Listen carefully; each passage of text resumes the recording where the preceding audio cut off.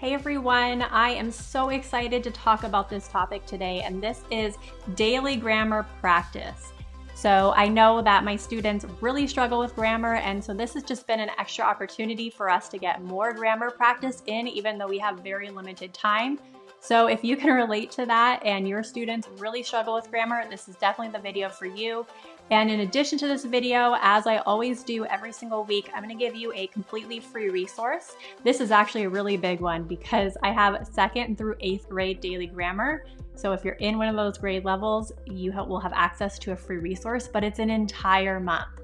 So definitely stay tuned for that, and make sure that you like and subscribe because you want to make sure that you get your free teaching resource every single week.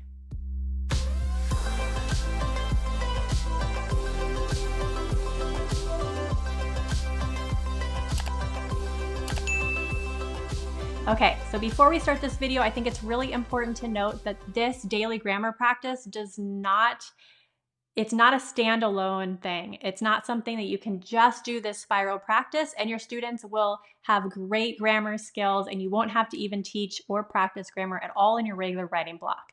That is not what this is. I always try to naturally incorporate grammar skills that my students are struggling with into our writing pieces.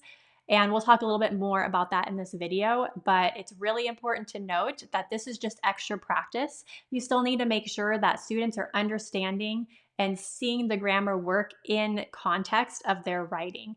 So that's just a little disclaimer there, but this has been a really huge help, not only for me as a teacher, but for my students to just get that extra practice, and for me to work with them on just extra grammar practice and keeping an eye on their grammar and constantly editing and making changes and thinking about their grammar makes a huge difference in their actual writing.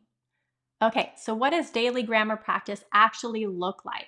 This is 5 to 10 minutes every single day, whether it's in the morning, right when students come in, when they come back from lunch, or before your writing block. These are just quick, like half-page, 5-question spiral reviews, and they review every single standard from this school year and some review standards from last year that students are really struggling with. So if you are creating your own daily grammar, the most important thing to remember is to keep it really simple. 5 questions is absolutely enough because you want this to be a very short amount of time. So I've got some tips on what to do when your students struggle with things, how to utilize this in the best way other than just a time killer, because we definitely don't want to just try to fill time with these activities. We want to make sure they have a purpose. Most teachers like to just cut the half pages and hand out one every single day. But if you're a teacher like me, that's kind of lazy. You can also just print it as a packet and have them work on one every single day. I just always make sure that I display which one we're working on so that they know exactly which one we're working on and they're not working on the wrong one or working ahead. So that takes a little practice in the beginning, but I just really dislike having to pass stuff out every single day. And so putting it together in a packet or a folder with the cover page is so helpful in keeping this all contained and just making it a lot easier for me, especially if you're doing it first thing in the morning. I absolutely hate having to prep a warm-up every morning, especially if something happens in the morning, you hit traffic, you're running late. It's just so much work. And prepping it the day before, it's just another added thing. So having the actual folders and everything's in there for that quarter or that month, and they can just grab their folder and get started, it's a lot easier for me. So what they do is they come in, they grab their packet, they work on one day's questions. If they get stuck, I'm totally fine with them turning to a partner or the group member, not asking for the answer, but saying okay, I'm really struggling with number 2. What does this question mean? So if they don't understand what one of the words mean, or if they're okay, I looked at this sentence and it asks what needs to be capitalized. Can you help me remember what the rules are? And their partner can say something like, oh, we need to capitalize names, months, holidays. So I definitely practice that with my students because absolutely a lot of times they want to just turn to their partner and get the answer. So we do a lot of practice on that, helping each other without giving the answer. But I'm all for that. And I'm all for students working together as long as they're both or all doing the work. Um, so this isn't necessarily quiet work. In some classes, it might be. But for me, I just want to make sure the students are learning and understanding what they're doing and getting that practice in. And sometimes that means working with a partner or a group. If you notice that your students are struggling with one particular question in your grammar warm-up, that can tell you that, hey, maybe they need extra practice on this and during your actual writing time. So I always take a combination of what I see in the daily grammar practice and what I see in writing time, and that helps me decide what my students are going to be needing extra help on, and that's what we take into our writing lesson.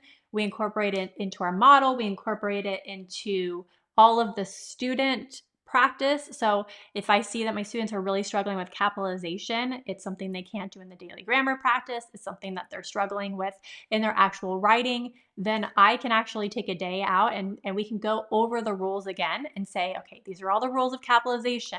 Let's have these notes. Now we're gonna go into your writing piece that's in progress. You're gonna circle all the errors of capitalization, you're gonna fix them. So that really targeted editing is very, very helpful because students are making that connection with, okay, these are the rules and this is what it looks like in my actual writing. And then they'll continue to make that connection in their upcoming writing pieces. It's very hard for them sometimes when we just say, all right, edit mistakes. And there's so many different grammatical concepts.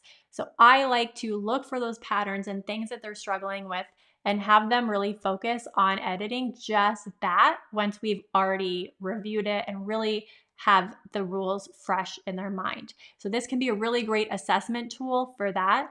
And also what you're seeing in their writing. So when your students are done with this each morning, what do you do with it?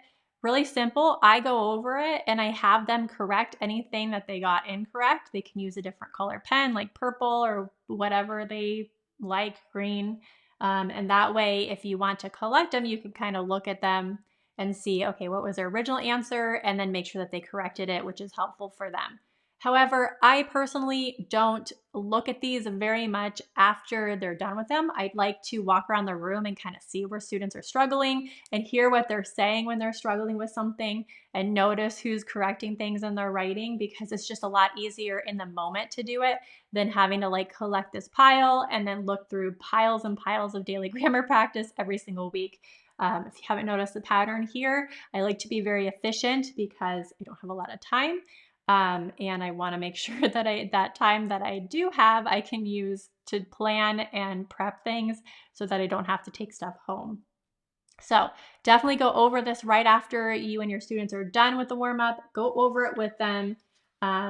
You can collect it if you want to. It ends up mostly collecting in my recycle bin. If I'm doing it individually, if I do it as a packet, I'll send it home at the end just so parents can see. Do not grade this.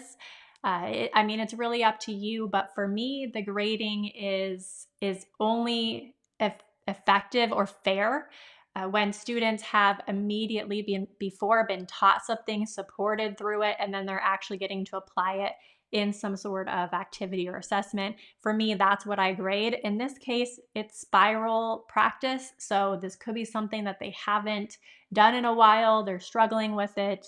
It's just not worth my time. It just doesn't make sense for me to grade. Okay, I am so excited for you to get your hands on this resource to try out daily grammar with your students for a month. You can go to the link in the description and it's going to send you to a link for completely free full month of daily grammar practice that you can implement in your classroom using the tips from this video. If you're looking for all the other months because you absolutely loved your first month, I'll put the link in there too so you can come back to this video and you can get the rest of those. And also make sure you do not forget to subscribe because I'm going to be back next week giving you another free resource. We have lots of videos on writing instruction because that's what I'm really passionate about.